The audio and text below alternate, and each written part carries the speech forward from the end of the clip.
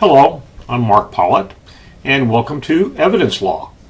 In this lecture, we're going to look at the law of evidence, and specifically, we're going to look at the federal rules of evidence, commonly called the FRE.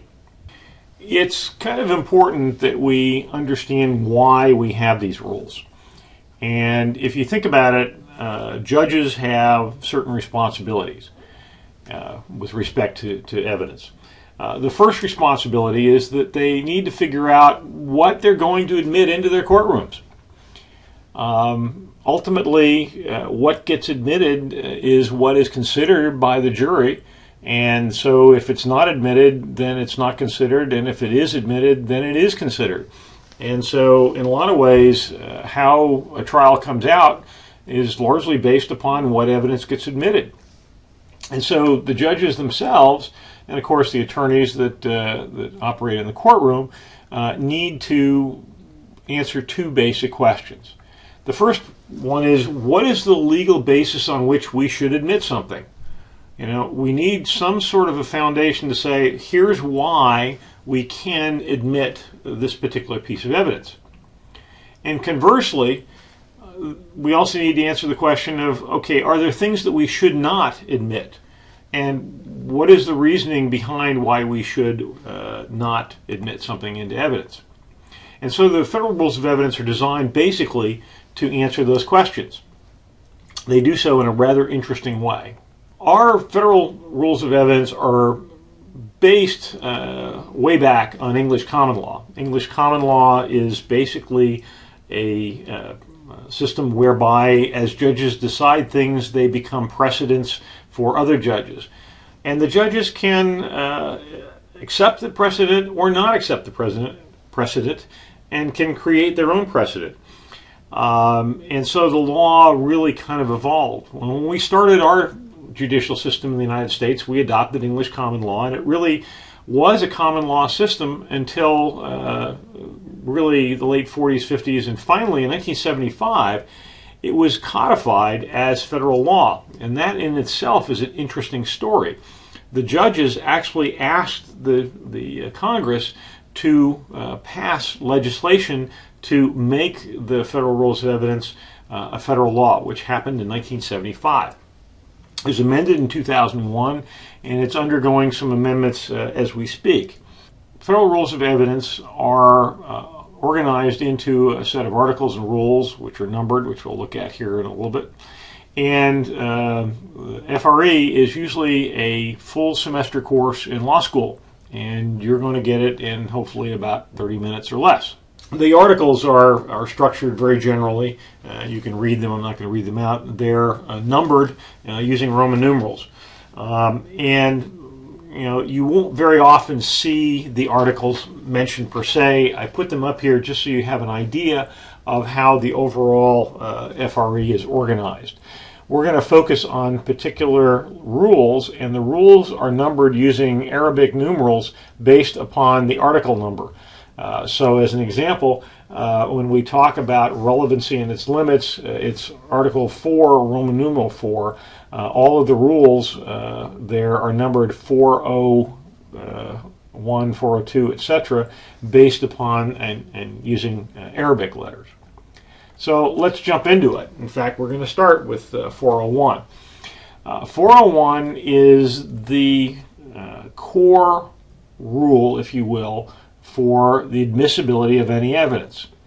401 says relevant evidence, and relevant evidence is a term that is defined by this rule, means evidence having any tendency to make the existence of any fact that is of consequence to the determination of the action more probable or less probable than it would be without the evidence. Which is a very long-winded way of the lawyer saying, if it helps us figure out what happened here, then it's relevant. If it doesn't help us figure out what happened here, then it's not. So 401 defines what relevant means. 402 says, okay, if it's relevant evidence, generally it's going to be admissible, except as otherwise provided by the Constitution by an act of Congress, by these rules, or by some other rules prescribed by the Supreme Court, or in some cases local courts. And the punchline is evidence which is not relevant is not admissible. So in the universe of evidence, if it's relevant, it's admissible. If it's not relevant, it's not admissible. And it's also not admissible if there's some other rule that says it's not admissible. I told you this stuff was written by lawyers. Rule 403 says, okay, even if it's relevant, we can still not include it. The fancy term is exclude. If its probative value, in other words, its value at determining if something is more or less likely, is substantially outweighed by the danger of unfair prejudice, confusion of the issues, misleading the jury, or by considerations of undue delay, waste of time, needless presentation of cumulative evidence. This is basically the general rule that says that if there's a reason to exclude it, we can still exclude it even if it's relevant, And it specifically lists a number of things that it says are reasons why we should exclude it. Unfair prejudice. And notice it says unfair. It doesn't say just prejudice.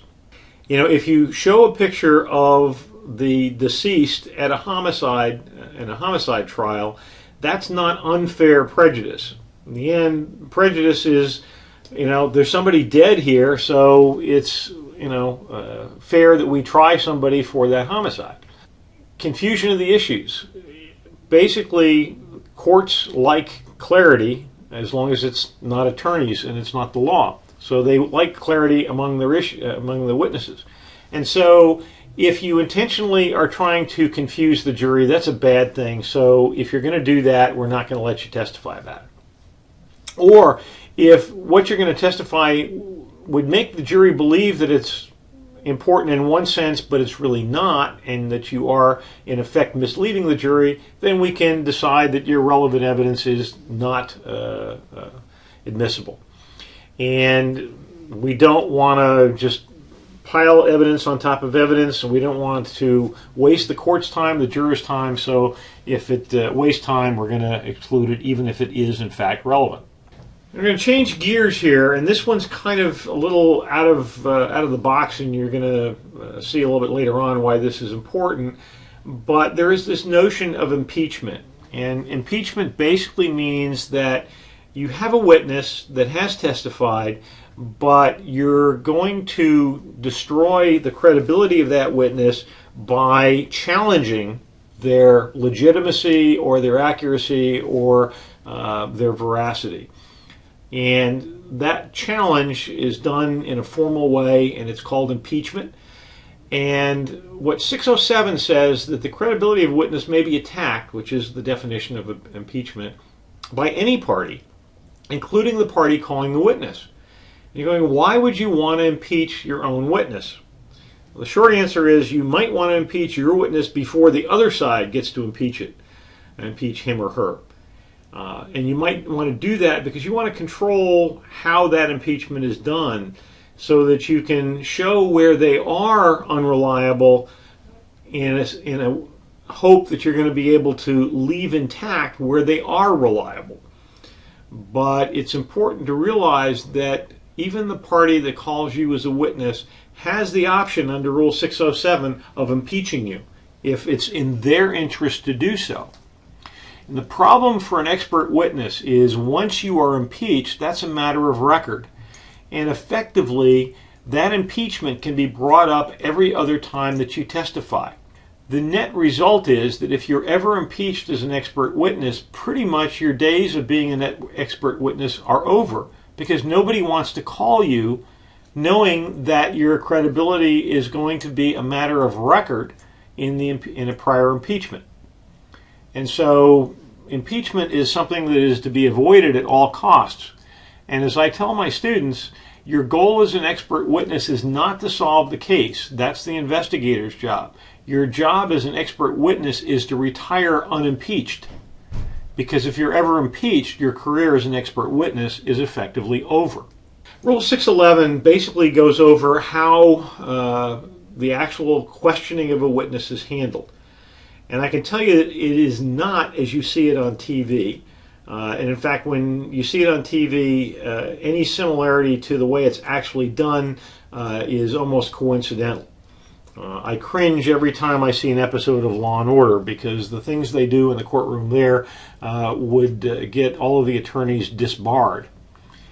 The first thing to understand is that the court, meaning the judge, exercises not just reasonable, as 611 says, it's actual total control over what happens in the courtroom.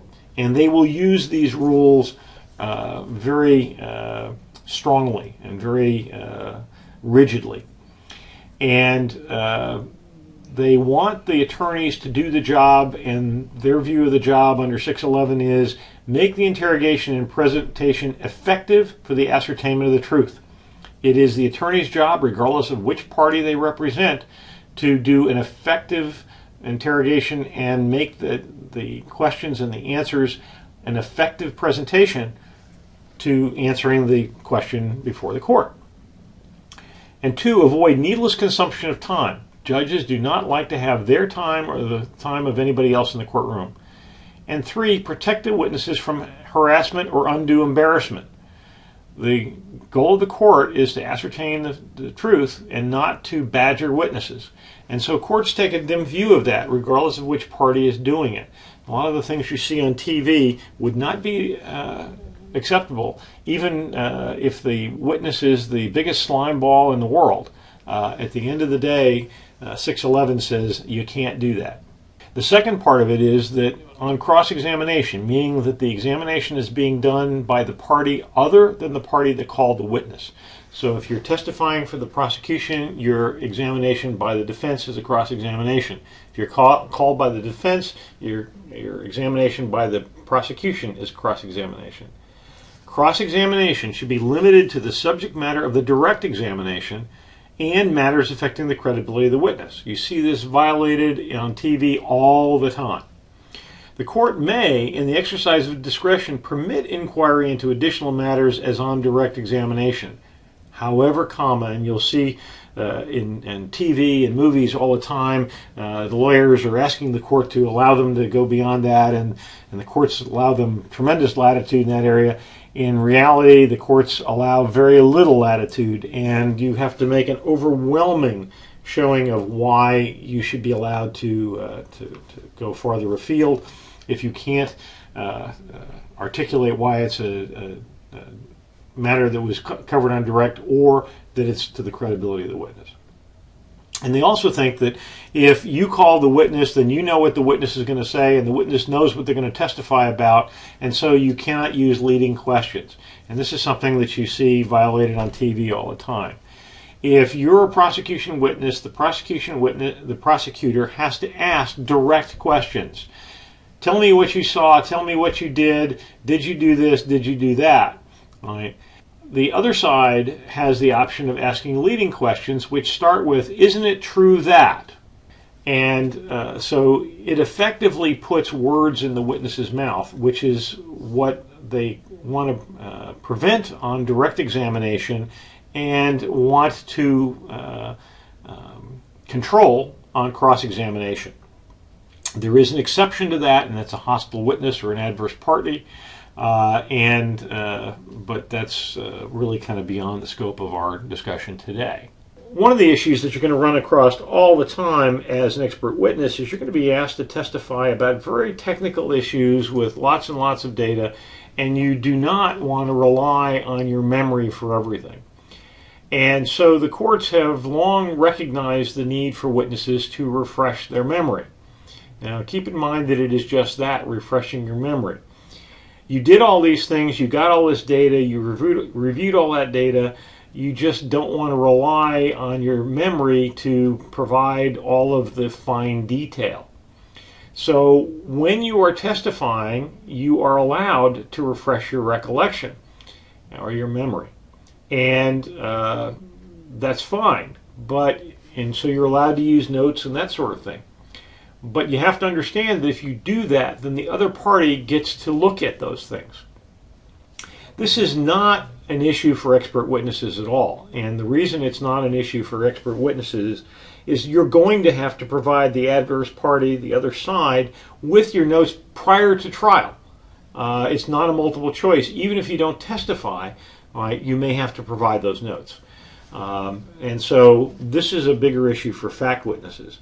And there's a set of rules about it, but we're not going to go into it in great detail because, as I say, for expert witnesses, you're going to make your notes available anyway. Now, Article 7 talks about witnesses and who can testify and how. And Rule 701 is basically the foundation rule for witnesses in general. And like a lot of things in the rules, it's kind of worded backwards. It says if the witness is not testifying as an expert, the witness's testimony in the form of opinions or inferences is limited to those opinions or inferences which are rationally based on the perception of the witness and helpful and not based on scientific, technical, or other specialized knowledge within the scope. This is the backwards way of saying everybody that isn't an expert witness only gets to testify about the things that they can actually sense with their senses, and that the only conclusions that they can make are the conclusions that any human being ought to be able to make. So you can only testify about what you saw, heard, touched, tasted, smelled, or things that everybody can understand. For instance, you can testify that it was nighttime. You don't have to be an astronomer or a weather person to know whether it was night and it was raining. But you certainly could not testify about the fact that it was a tornado, because that's a technical issue that requires expertise that you do not have. Essentially, if you're going to testify about anything scientific, technical, or otherwise, what Rule 701 says is you have to qualify under Rule 702. So lay witnesses are limited in what they can testify to. Now, this is important even for expert witnesses, because while you may testify under 702, there may be issues that you testify to in terms of Rule 701. For instance, chain of custody of the evidence is not an expert testimony, it is a lay testimony. And so you can only testify to what you saw, heard, tasted, felt, etc. Now, 702 is, if you will, the expert witnesses rule. And it says, if the court needs scientific, technical, or other specialized knowledge to help them understand the evidence, they can use an expert witness. And an expert witness is defined under 702 as somebody because of their knowledge, skill, experience, training, or otherwise, that they have the ability to assist the trier of fact, which is either the court or the judge and or the jury. And they can only they can testify either in the form of an opinion or otherwise. And a lot of people think that it's the opinion testimony that makes an expert witness. It doesn't. In fact, in most cases, the majority of the testimony by expert witness is really the otherwise, which is typically in an instructional role. An expert witness, unlike a lay witness, is allowed to teach the court and the jury about the science or the technology, independent of the case at hand. If you're testifying as an expert on tires, which is what happened in the Kumho tire case, that somebody that had been involved in building tires for their entire life was asked to testify not so much in the form of an opinion, but to explain how tires are made and if something was possible or not possible. And the defense tried to appeal that person being an expert witness, and the court said, no, this is a person, because of their knowledge and their skill and their experience, had this expertise, and the court needed that expertise to evaluate whether these tires were faulty or not. And so they're allowed to testify not merely in the form of an opinion, but otherwise. But if you're going to testify in that, the testimony has to be based upon sufficient facts or data, and that the testimony is the product of reliable principles and methods, and the witness has applied these principles and methods reliably to the facts of the case. And these three rules under 702 are going to basically drive digital forensics. They are going to form the structure of how you go about doing your examinations and ultimately your testimony. Because you have to understand that every single thing that you do in an examination may ultimately end up in court, and therefore you have to start with the end in mind, and that is that whatever you do, you're going to have to testify about. And so your testimony is going to be based upon sufficient facts and data. So what you get, what you look at, how you look at it, and what the results are testimonial. And they have to be documented because that's the only way you're going to be able to bring them into court. Your testimony is going to have to be the product of reliable principles and methods. And through this course and other courses like it and other training, you're going to gather and be able to document that you understand and know and can apply those principles and methods. And last, you're going to have to document through your notes and your report that you applied those principles and methods in a reliable fashion to the facts and the data in this case. So 702 is really the heart of what we do as digital forensic examiners. 703 talks about specifically on what basis can you have an opinion. And remember that you don't have to have an opinion necessarily to testify as an expert witness. And in fact, in our reports, you may not have to have an opinion, although most of the time I will pressure you to have one just so you get used to doing that. But in 703, it says, okay, you can make an opinion or an inference, but you have to do certain things. One, it has to be something that is reasonably relied upon by people in a field. The facts and data themselves may not be admissible, but you have to have access to them. And you have to explain the process by which you did that. And so this particular rule says what you may use to rely upon in order of making those. And I won't go into it in a great deal more detail because this is really a lawyer issue. What you will have to do under Rule 705 is that if you do testify as to an opinion or an inference, you have to be able to explain what it is that you relied upon. And unless the court tells you otherwise, in case you were allowed to use evidence that is not admitted, and the court allows you to testify kind of around that, generally speaking, you have to disclose any underlying facts or data on cross-examination. And that's Rule 705. Changing gears yet again, we go to Article 8. And this really talks about some definitions of what constitutes direct and hearsay testimony. And this is where a good portion of that semester of evidence law goes. And hearsay alone is a very complex legal topic, but it's not what you see in TV. The first part of 801 talks about some definitions, what a statement is. It could be oral or it could be written. It could be even nonverbal content or conduct of a person if it's intended as an assertion. For instance, if you give a thumbs up or a thumbs down, that's a statement. Right? Declarant is merely the legal term for somebody who makes that statement. Now, the term hearsay is a statement which can be oral or written or nonverbal content made by a declarant, the person who's testifying at trial normally, offered in evidence to prove the truth of the matter, right? But it's somebody other than the declarant.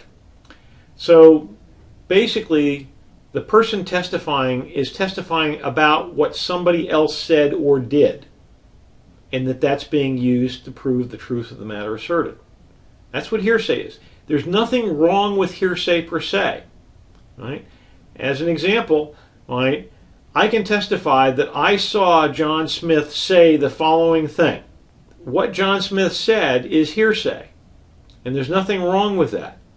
There's a set of rules about what hearsay is admissible and what hearsay is not admissible. All hearsay is not admissible. But conversely, not all hearsay is not admissible. And the 801 goes on to also declare some things that are not hearsay per se, in other words, on their own. A prior statement by a witness. All right, if you have been to court or done a deposition, your prior statements are admissible. They're not hearsay. If a witness or a court reporter testifies that yes, at this deposition, Joe Dokes said the following thing, even though Joe Dokes isn't the one, even though the recorder isn't the one that is saying these things, it is hearsay, but it is admissible because it's a prior statement by the witness. Now, there's some also rules about that. If it's inconsistent with the current testimony, it was given under oath, it's consistent with the declarant's testimony but offered to rebut an express or implied charge against the declarant of recent fabrication, and if it's identification of a person made after perceiving that person, all of these things allow a prior statement by the witness to be admitted. You can also admit hearsay if you're offering it against the party that said it. So if the defendant says, I never said that, then I can testify that yes, I saw him say that. It is hearsay, all right, but it's offered in opposition to the party. If it's the party's own statement and they just don't want to repeat it, then I can repeat it for them. So it's a 2A statement.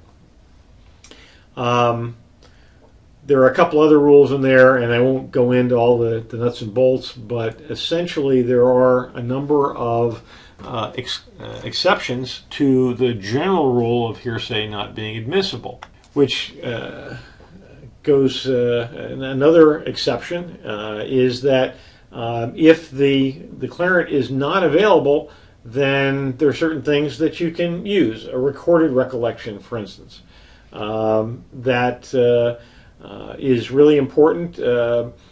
You took notes at the time. You just can't remember what's on there, and you don't have any current recollection.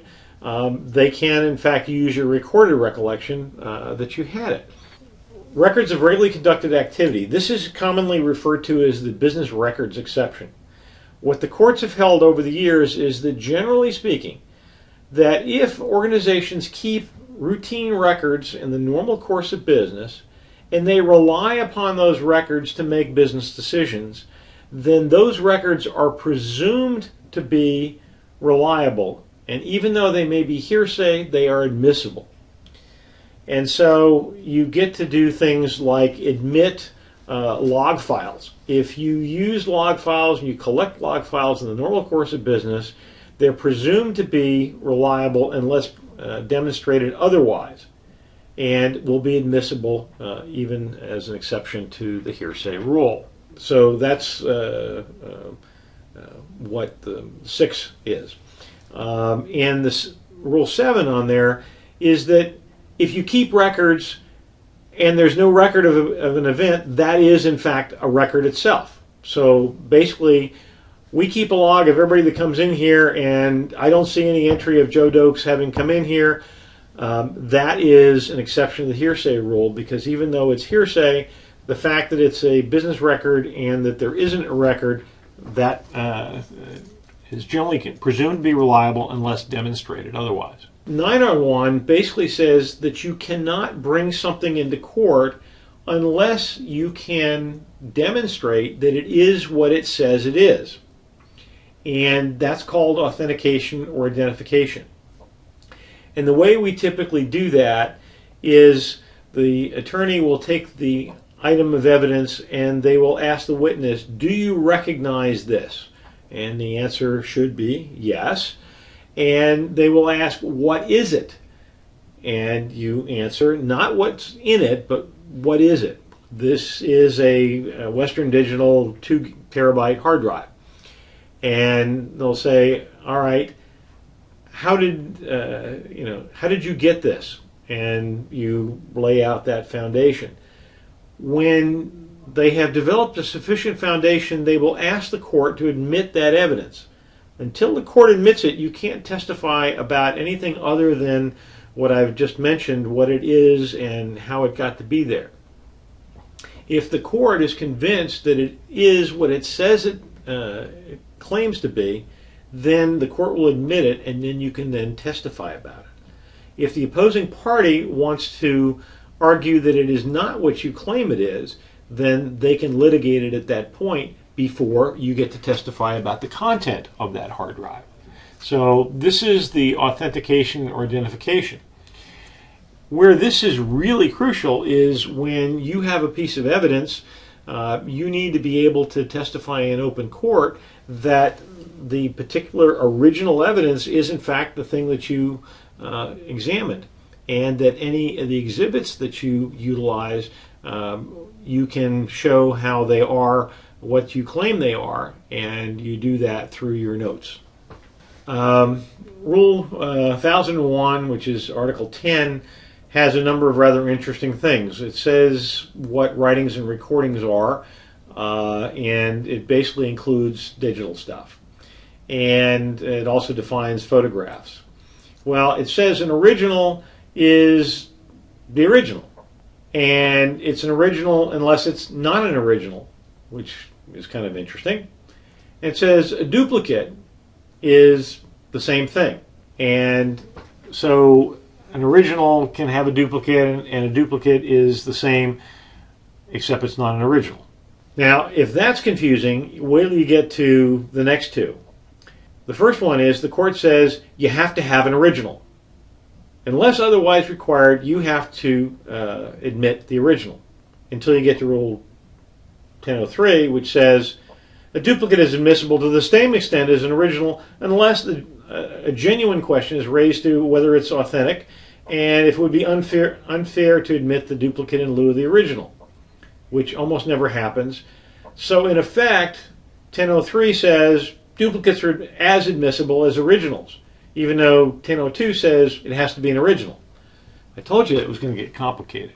The things that you should remember from this lecture is that only authentic, reliable, and probative evidence can be admitted. Remember the definition of probative evidence. Witnesses are either fact witnesses or expert witnesses. In some cases, they can be both fact and expert witnesses. Experts can either instruct or form opinions, or both. Expert testimony must meet Frye-Daubert. Now, Frye and Daubert we didn't talk about per se, but they are the things that define whether the evidence is reliable. And we'll talk about those in some detail, but remember we talked about the reliable principles, etc. Those are what are talked about in Frye-Daubert. The goal of an expert witness should be to assist the court and or the jury to understand the evidence. The goal of the expert witness should also be to retire unimpeached. Well, that's it for this lecture. I hope you found it useful, and until next time, have a good day.